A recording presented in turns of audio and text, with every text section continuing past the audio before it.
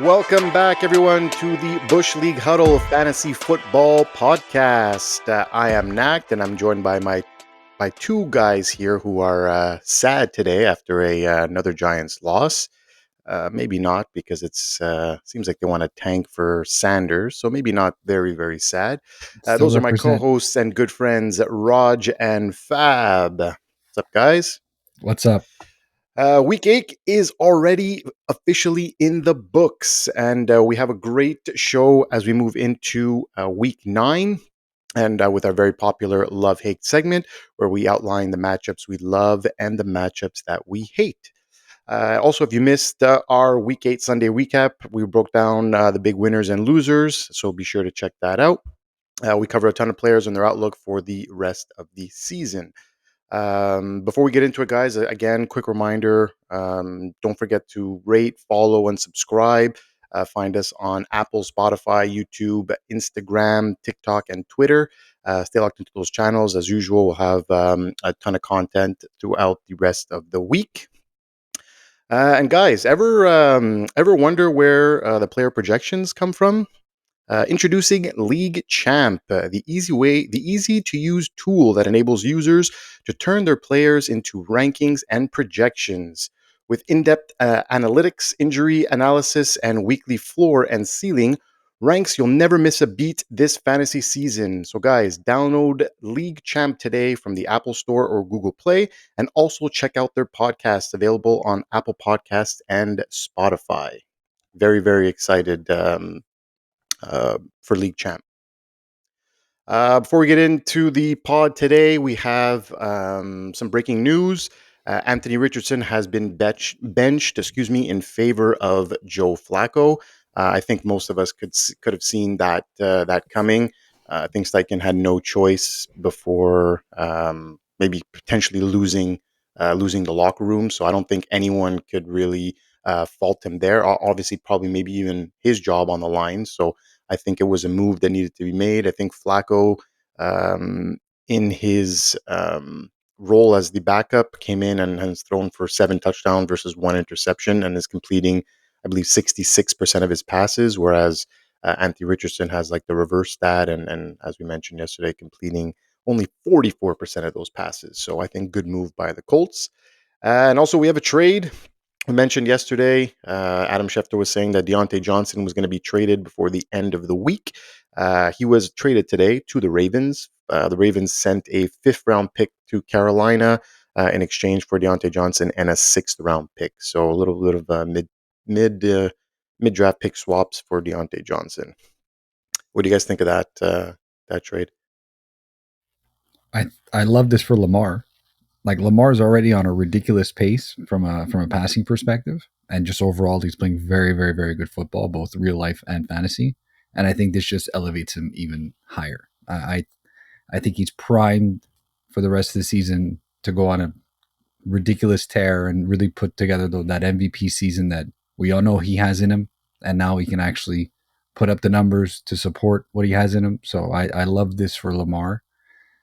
From a Deontay Johnson standpoint, I know we went a little bit back and forth in the thread. I don't hate it for Deontay Johnson. I think this gives him a very safe floor. I think this limits his ceiling a little bit relative to what it was in Carolina. So I don't. Again, you're obviously going to start Deontay Johnson every single week, and I think this gives him a much safer floor for the rest of the season from a fantasy perspective. He's going to definitely help him on the outside. This probably hurts Rachaad Bateman or every single pass catcher not named Zay Flowers. But I wouldn't expect him to get the same level of target share he was getting in Carolina. That's the only thing. But I think the quality of his targets are going to be better with Lamar. Yeah, I mean, I think I see it. I agree with some of that, but I think I see it a little bit differently. They don't have a player like that on the roster, like possession receiver and a route runner like he is. He's probably top 5 in the league in route running. So I think from a fantasy standpoint, you got to be pretty happy if you're a Deontay Johnson owner. And as far as targets, like I don't know. I think he's gonna see. I think he's gonna see his fair share. Like he's not gonna see. He only had double digit targets in 3 games this year, so it's not going to be that much different. He's not going to probably see double-digit targets week in and week out. Um, but I think that 6 to 8 targets a game is very doable for him. It was funny on Twitter. There was I saw a funny tweet where Ravens fans were thanking Rachaad Bateman for dropping that pass and having that football be hit in his face, which led them to Deontay Johnson. I think I agree with both of you guys. I think Flowers benefits a lot because when he was drafted, he was seen more as a big play, deep threat guy, and he's been leveraged more as a underneath, very low average depth of target type player.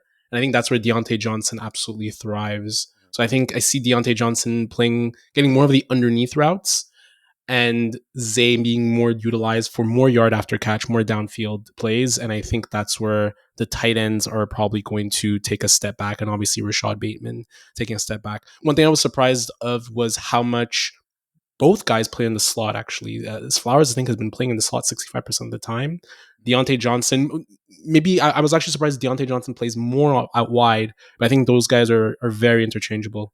Yeah, he's more of an X receiver. He's a He's played a smaller. lot of. It's because He's a smaller because guy. he's a He's smaller five. X. I think That's he's five why. ten or five Yeah, eleven. But yeah, he's definitely a smaller X. But he played a lot of X yeah, in Pittsburgh, so he definitely brings yeah. that to Baltimore. Okay, so let's quickly dive into our key takeaways from Monday night. Raj, what caught your eye on Monday?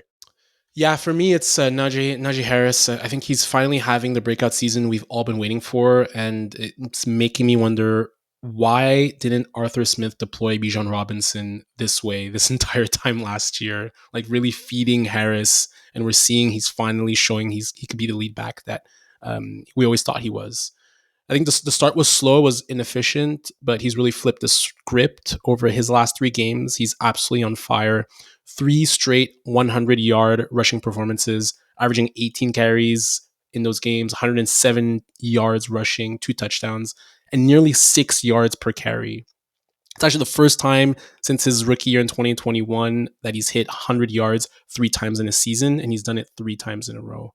And I find he looks more decisive. He looks way more powerful. Looks like he cut down some weight during the offseason, and it's showing that he's more explosive as well, and not dancing in the line as much in the line of scrimmage as he's used to. So I think right now he's playing the running back role exactly how the Steelers want: powerful, efficient, right in tune with their game plan. He's made me eat my words after last year's criticism. So it's a tough road ahead. He has a quite tough schedule for the fantasy playoffs, but at least Najee is really living up to that first round billing, and I'm happy for him. Yeah, so it's funny you say that on Harris lately. So they were saying since Russell Wilson took the job, they've been seeing a lot less 8-man boxes Mm, because they respect more him throwing. So they're versus what Fields had. So they were stacking more of the box at the beginning of the year. And I know you mentioned that Arthur Smith should have deployed Bijan this way. Warren is still seeing he saw 14 touches in week 7 and another 11 in week 8. So he's still seeing the okay. Tyler Algier style of touches. It's just Najee just looks better in that type of role than I guess a Bijan would. Bijan Yeah. is more like you got to play him a little bit more gadgety. He's not that like north south type of guy, right? Whereas that's what Najee that's his kind of specialty. So yeah, I definitely agree with you. He's definitely coming on, and he looks really good. Fab, what about you? What did you take away from Monday night? Rest of season concerns for Malik Neighbors. So obviously, with their starting left tackle out for the whole season, the O line for the Giants, Daniel Jones will be and has been under more duress than usual. The last 2 games without Thomas, DJ has been sacked 11 times versus 14 games in the previous 6 games with Thomas there. This obviously translates to less time to throw, erratic decisions, well, more than usual, I guess, forced balls, which will negatively affect Neighbors relative to his target share and receptions. And you're already seeing it within a little 2-game sample size, too. So he went from 35 receptions in 4 games before his concussion to 11 receptions in 2 games post concussions. Targets have dropped 2. 21 in the last 2 games, so 10 per, versus 52 in the first 4 games, so 13 per game. Targets haven't taken as big of a dip as the receptions. The receptions really concerns me. Again, it goes back to the quality of throws that are going his way. That might be worse than usual. Made a couple key drops last night, though. He did make a couple key drops too. Yeah, he did make a couple key drops too. Listen, he's an amazing talent, but rest of the season outlook for me, it drops a little bit, and unfortunately might be matchup dependent. Giants, however, do have a very, very, very soft schedule from a receiving standpoint after the Week 11 bye. So just keep that in mind. If you're looking for a potential buy low target right into his buy or coming out of his buy, could be interesting.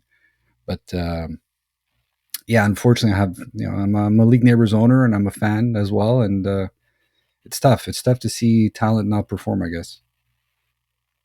I have an issue with how they're deploying him because Daniel Jones is not good pushing the ball deep.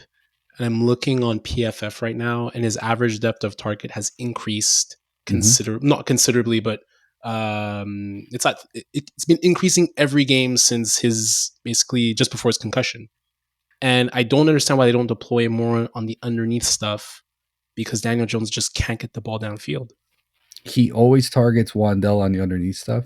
Like his average depth of target for Wandell, I think, is even in the negatives. I think it's behind the line of scrimmage. And if it's not that, then he looks to, whoever running back is playing for that time, right? Malik, he does throw the deep ball to him a lot. I think it's more medium stuff, though. I get what you're saying. I do. It's because Malik is more like Malik. What a lot of the scouts said about Malik was that he's a three level guy. It's 100%. Not just deep. It's not just medium. It's short too, and he can make stuff happen. He's a great route runner. Yeah, and he's a good route runner. So trying to push stuff deep with a quarterback who does not want to push it deep and cannot push it deep and misses on anticipation, they're setting themselves up to fail. And please bring out Drew Lock at some point, man. Please. Oh, that was going to be my next point. Is when do you turn to Drew Lock? Like I think I was listening to Kyle Brandt this morning on Good Morning Football, and he was saying it too. Like the experiment's done. It's been 6 years. It's been all of the same. There's been no progression. They're saying, yeah, okay, they've led him to the playoffs that 1 year. He won a playoff game, fine. But it's year 6 and nothing has changed. He's still an average quarterback in the NFL. It's just time to turn the keys, especially with that injury guarantee that he has in his contract. Like you're looking more to move on this year. So maybe get him out of there before he gets hurt. And then you're kind of stuck with him next year. I think the bye is going to be a very big time for them to reflect as to what they're going to do. And I wouldn't be surprised if they're going to take the bye week and make the quarterback change at that time. Like yeah, we're still 2 weeks out. It's just I don't know. I think it's time, but the timing of it is good. Like, listen, if they want to make the quarterback change now, I'm not going to stop them. But if they're looking for a period for them to come out of it and say, hey, you know what, we thought about this and this and that, we're going to go with Daniel. We're going to go with Drew Lock for the rest of the season. Like, you don't have Joe Shane's number. I wish I did. But you know what, Fab? I don't think, just to rebuttal your point, I don't think I'm worried at all about Neighbors in fantasy perspective. He's only seen 2 games without double-digit targets so far this season. So with targets comes production. Like he's gonna be productive some way, somehow. Like he had a bad game yesterday and still finished with 7 for 71. There's gonna be a lot of garbage time to him as well. So I think he'll be just fine going forward. I hope you're right. For me, my takeaways is secondary targets getting more involved for the Steelers, where we didn't see that much with Justin Fields. So since Russell Wilson took over, receivers not named George Pickens have been getting more involved. So mainly Van Jefferson and Calvin Austin. The running backs are also seeing a lot, almost a handful of targets each per game in the passing game. And we've heard all offseason they're searching for that true, WR2, but they kind of stood pat, not wanting to overpay.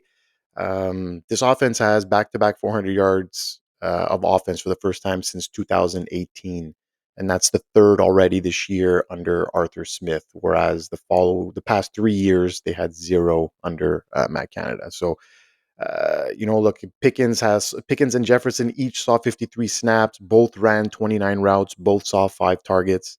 Calvin Austin, 38 routes, 4 targets. He had 2 TDs. Obviously, one was on the punt return. And then Harris, 38 snaps, 13 routes run, 4 targets. Warren, 26 snaps, 14 routes run, and 4 targets. So there's a lot more of a sharing going on, and I think there's more of they're utilizing more of their players. I think Frymouth is the one who's kind of the odd man out right now. He's kind of making some clutch catches, but not seeing all that many targets. So they're spreading the love around. Uh, but look, it's too early to start Jefferson and Austin, but maybe something to keep an eye on going forward with injuries going on throughout the league. So kind of happy to see that there's some sharing in targets and they're not just forcing to Pickens. Has Wilson always targeted tight ends? Like in the past with Seattle, like they had like Disley and it wasn't who is it during their Super Bowl run? It's that TSN reporter. Yeah, Luke Wilson. Luke Wilson. There was a bit of Greg Olsen, and wasn't there Jimmy Graham too? Like latter day, like Jimmy Graham. Wow, possibly, yeah.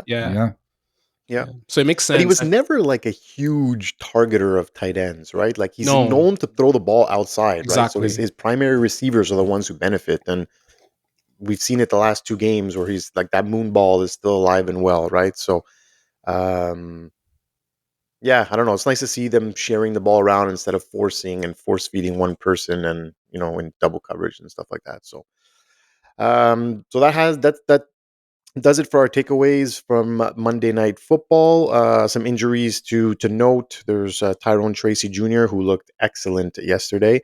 He's in the concussion protocol, so he's going through the steps now. So just keep an eye on that for week 9. And Justin Fields actually was the emergency QB last night. He's dealing with a hamstring injury going into the bye. Who's the backup? The old Buffalo backup. Don't tell me Nathan Peterman. No. Man, I forget his Mitch name. Trubisky? No, he's back with Buffalo, actually. Funny you say. It's gonna bug me, so I'm just gonna tell you. Kyle Allen. There you go. Oh yeah, okay. Journeyman. Yeah. Okay, so let's go dive into our love-hate record for week 8. Wasn't our finest hour. Last week we finished 7-5, and this week we dip under 500 at 5-6-1. So Fab, you lost with Aaron Jones as one of your loves. Not a very productive week. You did win though with J.K. Dobbins, who had a pretty decent week.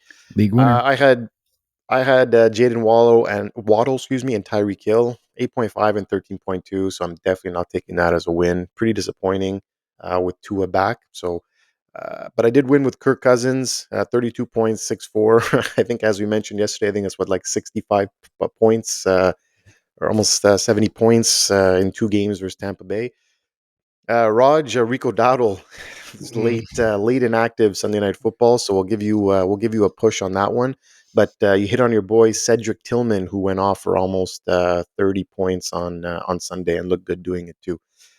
Fab, you missed on both your hates. Alvin Kamara, 18.2 points, and Tony Pollard, almost 15 points, finished as RB20. I hit on both my hates. I had Drake May, 11.52. I guess the injury helped me out a little bit because he did look good to start off that game. And I also had Malik Neighbors, who didn't pass his projections with 14 points.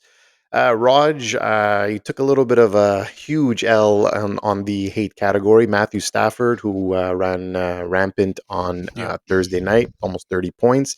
And Tyrone Tracy had himself a day or a night yesterday on Monday Night Football. He looks good, man. Yeah. It's really good. He does look really good. Hopefully that concussion doesn't keep him out too long, especially on a short week. I don't know if he'll be back Sunday, but something to monitor. The Tracy hate, the comments we got on YouTube was basically like a segment of mean tweets.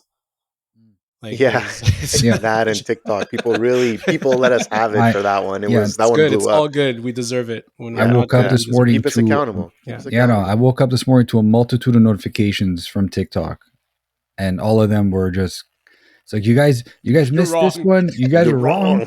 Bad call. This did not age well. This did not age well. I was This like, aged yep, like milk. it does not. It does not. Thank you very much. No, Yep. we don't take it down. We keep Nope. it there and we own it. Of course. Yeah, and we've taken down all of your accounts. So next week when we nail all our picks, we're gonna come back at you all. So watch out for that. Receipts. We keep receipts. We keep the receipts, exactly. All right, guys. Well, it's time for our love-hate segment for Week 9. So, Raj, let's kick it off with you. Who do you love this week? Yeah, love hate has become a bit for me. And I try not to laugh, but I really love Taysom Hill at Carolina. So obviously we know the Carolina Panthers are the worst team in football. And you know what the worst team in football does? They give it the most fantasy points to tight ends, running backs, and quarterbacks. Yikes. You know who plays all those positions? Taysom Hill. Taysom Hill. With George Kittle and Pat Frymuth on bye, as well as Purdy and Wilson for 2 QB and Superflex nerds. I think Taysom is a great play this week with his QB and tight end eligibility. He's always going to be a tricky player to trust, but he played almost 50% of his snaps last week, came away unscathed, and Derek Carr is back. Derek Carr is expected to be back week 9. Might as well fire up Derek Carr as well because the Panthers are very, very bad on defense. So I really like Taysom Hill this week. Well, you said worst team in the league. Jets, hold my beer. No. There's still a professional outfit. Like, yeah. No, debatable. From a fantasy perspective, Carolina is it's bad over there. It's bad. Nice. That's gonna keep my eye on that one for sure. What else do you love this week?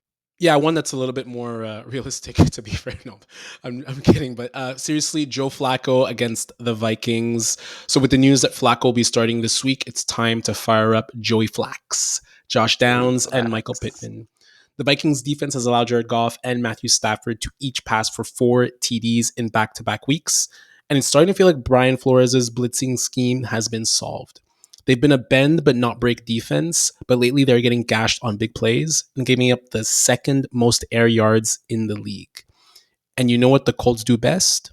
They air it out. And Flacco, even in his low amount of attempts and fewer games, is 5th highest in intended air yards per attempt. So this is huge news for the Colts. I think it's huge news for people who have stuck with Flacco. And I think he's a great start this week. And for the Colts, it makes them contenders for a wild card spot for sure. Yeah, definitely hard to disagree with that. I'm still shocked that Flacco didn't enter the game last week. The game was for the division, so it was still pretty shocking to see that. You know what was frustrating was the discourse on Twitter. Like there was so many people defending Anthony Richardson, so many Colts fans. Yeah, it's Colts fans or analysts who put their all their eggs in Anthony Richardson this offseason, and he did not look good. I don't get it.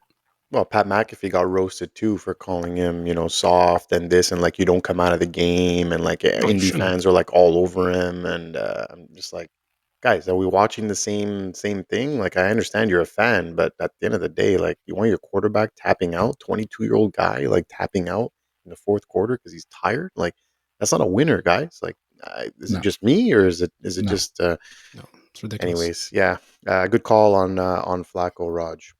Fab, what about you? Who do you like this week? Should I say?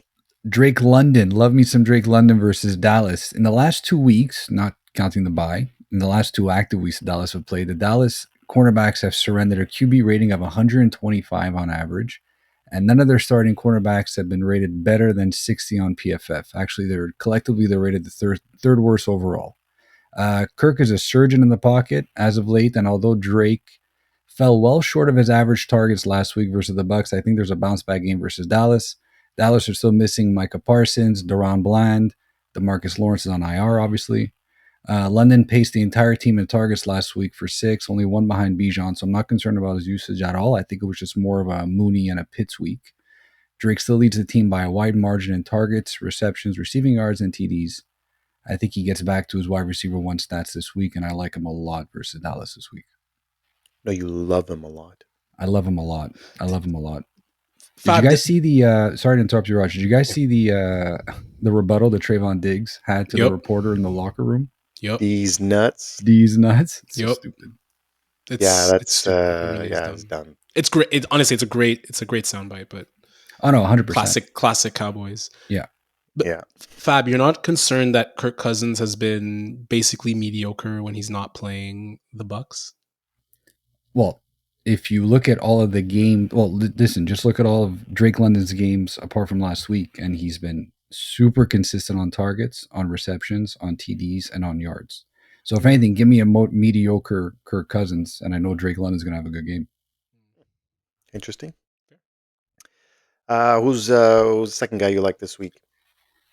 Garrett Wilson versus Houston on Thursday Night Football. Oh, we got a Jet. We have to have a Jet every now and then, or else we won't be doing this podcast proud. He's gone over 100 yards receiving in 3 of his last 4. Since the Davante Adams trade, he's actually outpaced them 174 yards to 84.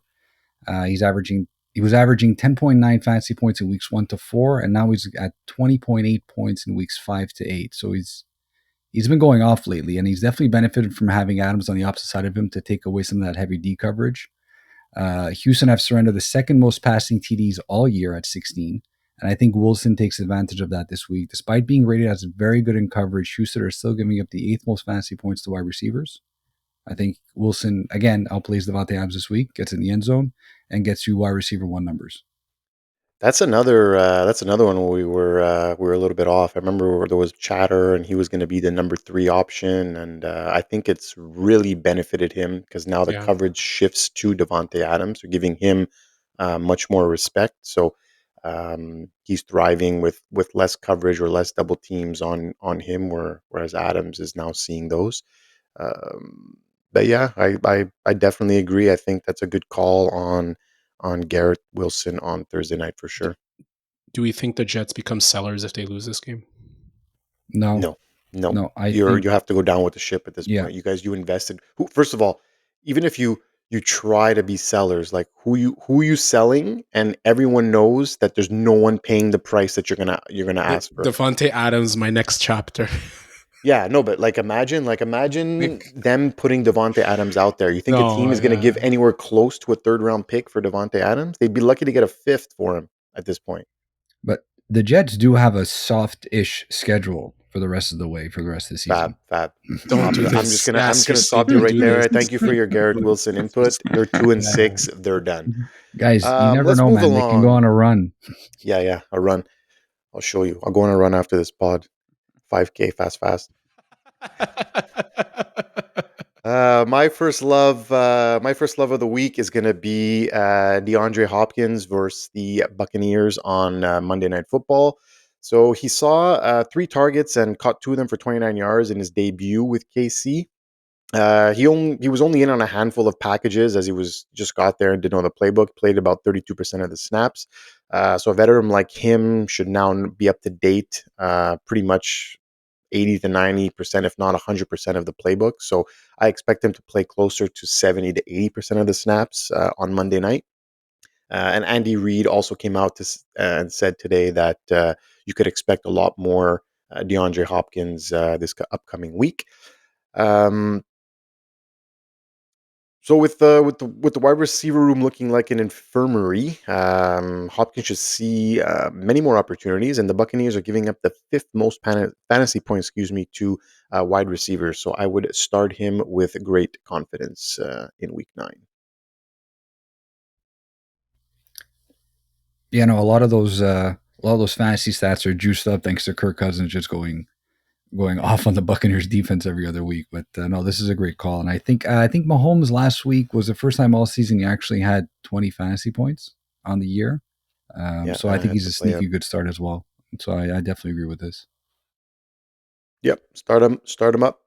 Get Hopkins in there for those of you who picked him up early on, when was it? Thursday morning or Friday or Wednesday morning? Whenever it was. Wednesday morning. There you go. Second love of the week for me this week is going to be Rod, your boy, Jakobi Meyers at the Bengals. In his first game without Davante Adams, Meyers was on the field for 81% of the snaps and had a great fantasy day. 7 targets, 6 receptions, 52 yards, and a touchdown. He out-targeted and outperformed Brock Bowers. So he's looking like the clear number 1 option, especially with Gardner Minshew back there. The Bengals are middle of the pack, giving up the 15th most points to wide receivers, but have allowed 2 wide receivers to hit double-digit fantasy points in 5 straight games. So I see a lot of points being scored in this matchup, and Meyers has a good chance to find the end zone again in Week 9. So definitely on my must-start list this week. Yeah, Minshew played well last game. Mm-hmm. Actually had a pretty good game, surprisingly. Yeah, and I don't know. I see a high scoring game here. Like they're both kind of teams that are like Must need win. wins, must win exactly. Must win for the Bengals. Yeah. Well, that concludes our loves for this week. Let's get into people we hate for Week 9. Raj, what do you got? Yeah, I think he's making the third appearance in Love Hate, but I don't like Trevor Lawrence at the Eagles. And don't look now, but the Eagles defense is finally playing to the level that we all expected them to. Yep. In the last 3 weeks, the Eagles have allowed the fewest points per game in the league. They've sacked the quarterback 14 times and have only allowed 170 passing yards per game in those 2 games. 90% was Daniel Jones. The Jaguars offense has lost Christian Kirk for the season, and Brian Thomas may be out for a few weeks. Fire up Evan Ingram so he could spam his way to 8 catches for 50 yards, but Lawrence is a major regression candidate this week against the Eagles' ascending defense. Ingram is an interesting player. He just spams his way. Like it's very how should I say it? It's like empty calories, basically.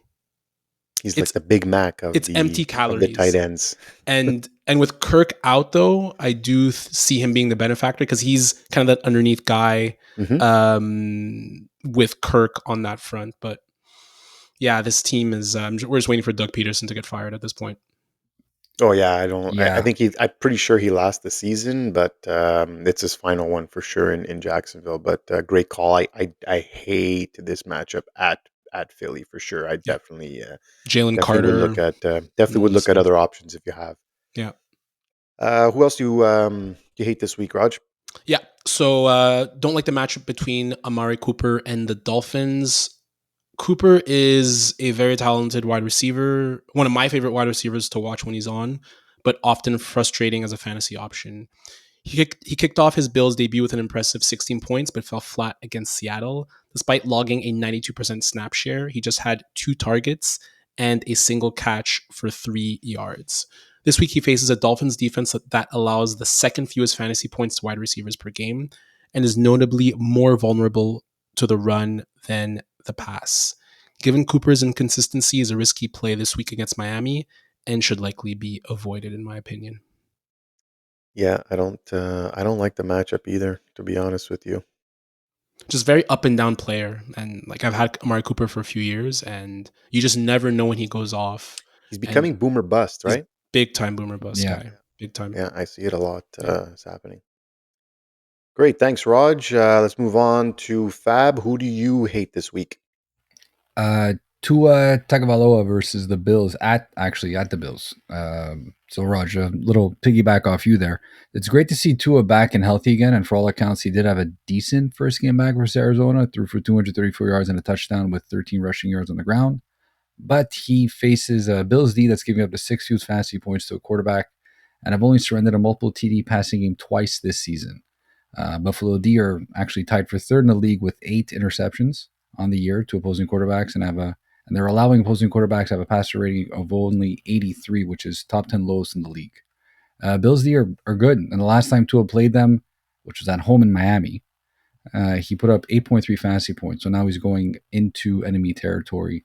This is a matchup to avoid. I definitely consider sitting him in a 1 QB and Superflex leagues, but you might not have that luxury in 2 QBs and 2 QB leagues. I still think he finishes outside the top 20 this week, just like he did in Week 8. Yeah, they don't play great in Buffalo ever. I think they've lost in Buffalo, I don't know how many years running now, but yeah, good call on this one because yeah, he was decent, but I don't know, he wasn't bad. He was okay. Like they should have won that game, obviously, but he for sure must have been a bit nervous. For sure, but he had that one. I think 13 rushing yards. I think all that came in one run. The slot. Yeah, I closed my. I swear to God, I closed my eyes when I saw him running. I'm like, I'm not watching you die, man. I would. Yeah, I was nervous for that too. I'm happy he slid properly, and Yeah. hopefully that trend continues of him sliding, because you don't want to see this guy get hurt anymore. No, definitely not. But definitely a matchup to avoid. Who else you got as your hate this week, Fab? Mr. Call of Duty, Kyler Murray versus Chicago. He's coming Kill off. streak. He's coming off two very good games, both about averaging 22 fantasy points per game versus two very good defense, Miami and the Chargers. So why is he on my hate list? Well, Chicago D does what Miami and the Chargers do, which is only better. Chicago are rated a top 10 in every single defensive PFF category. They stifle the opposing quarterback when they run out of the pocket, and have only allowed for one QB to pass for multiple touchdowns. Chicago D have surrendered the lowest passer rating to opposing quarterbacks so far this season, and have 13 takeaways, which is 7th best on the season. I think Kyler comes back down to earth a bit this week, puts up low-end QB2 numbers, and ultimately struggles. I agree with this, but Kyle's been very inconsistent. He has had 2 straight games of over 20. If he's able to get three, I think we could see him go on a run, but I'm not convinced either. And the Bears secondary is very good. Aside from like the last quarter, they pretty much bottled up Jaden Daniels last week. Yeah, Jaden Daniel had 23 fantasy points last week, and I think a chunk of it came on that last. I was gonna say, right? like, I think 7 or 8 came from that last play, right? Which was a 50-yard bomb. So you take that away, and only one quarterback has hit more than 20 fantasy points, and that's Trevor Lawrence, who is also the only quarterback to throw for multiple touchdown passes against Chicago. Their defense is very good. Their defense is very, very good. But yeah. They have again, I preface it because Kyler Murray also just went up against 2 very good defenses as well, and he put up some serious points. Like, there's a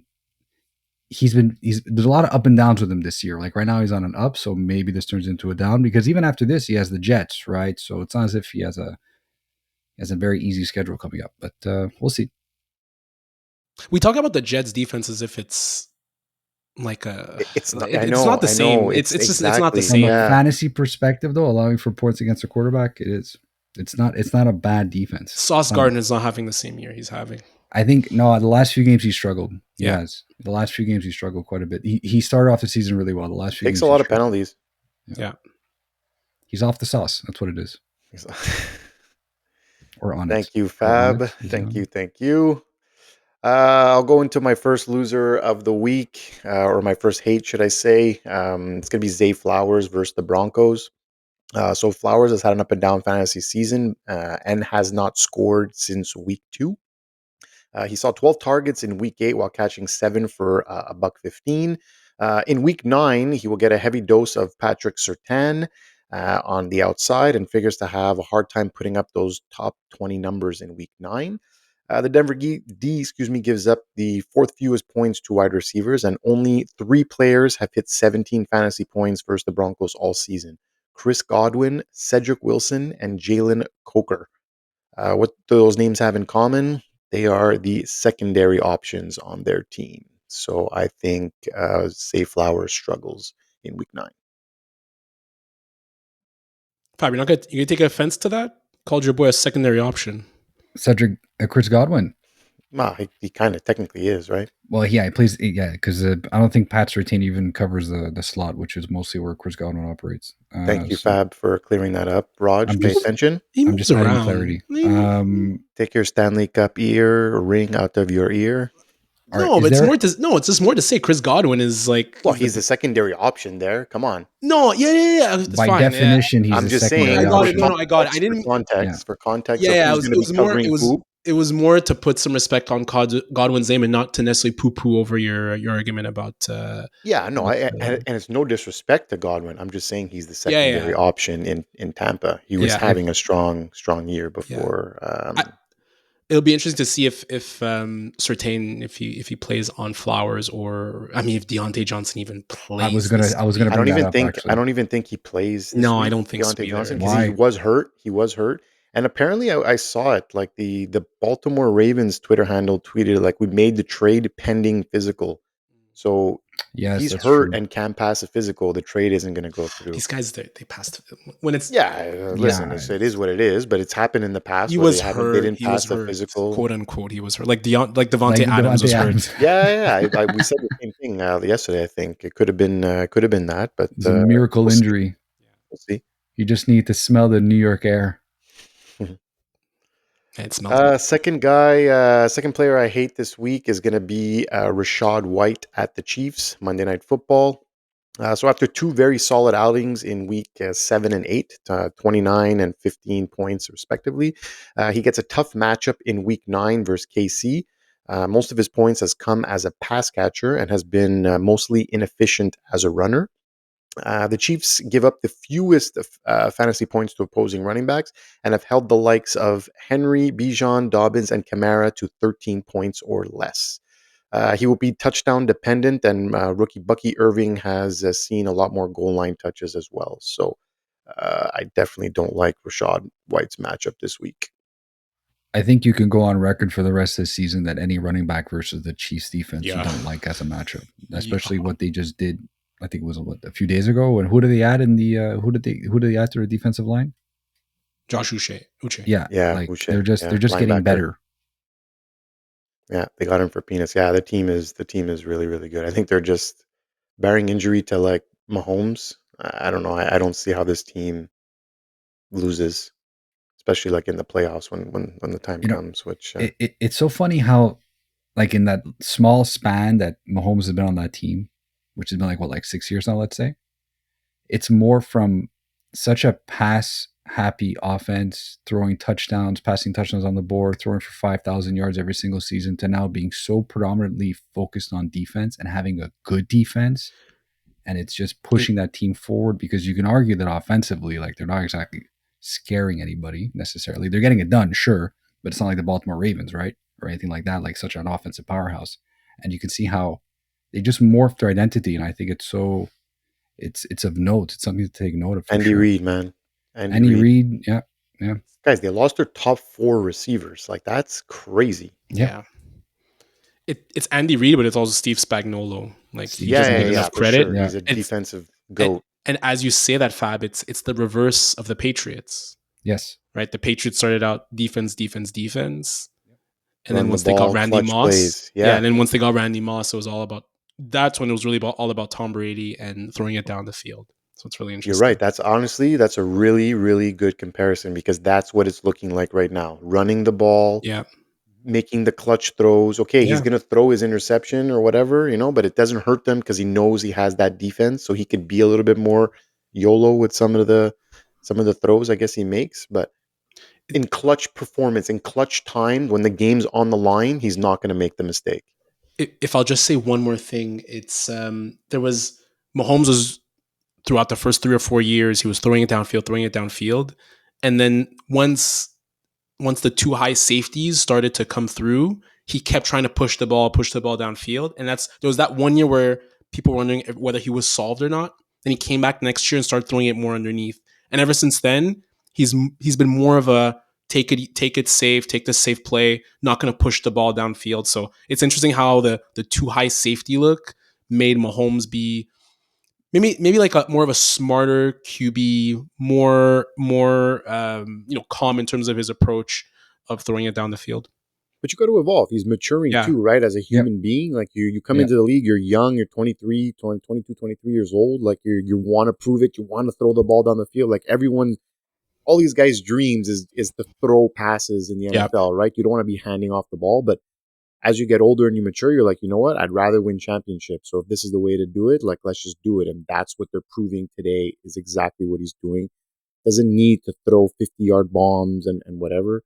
Get first down, score touchdowns. Like that's what you need to do to win. And then your defense is there on the other side. So hard not to like what the Chiefs are doing. It may not be as sexy as usual, but guys, 7-0 and nowhere near end in sight with that. So can't fault them. Well, guys, that wraps up another edition of the Bush League Huddle Fantasy Football Podcast. So once again, guys, please like, share, subscribe on all our social medias. Download and listen to the episodes weekly. on Spotify, Apple, on YouTube. Check out all the nice clips we send. We always send clips out Wednesday, Thursday, Friday, all the way up to Saturday. So take a look out for that. Don't be shy to comment on our stuff. We'll write back, and we definitely love the back and forth dialogue. So that's very appreciated if you guys do comment and like and all our stuff. So on behalf of Fab and Raj, I'm Nacc, and thank you for listening. We'll see you guys next week. Cue the music. Yes. Well done. Another one. Well done. Another one. Done. Guys, we're Pat approaching Mahomes- episode 50, eh? I know. Yeah. To say. Guys, look out. Big things for episode 50. Big things. Big things. Goodbye. Good night, everyone. See you next week.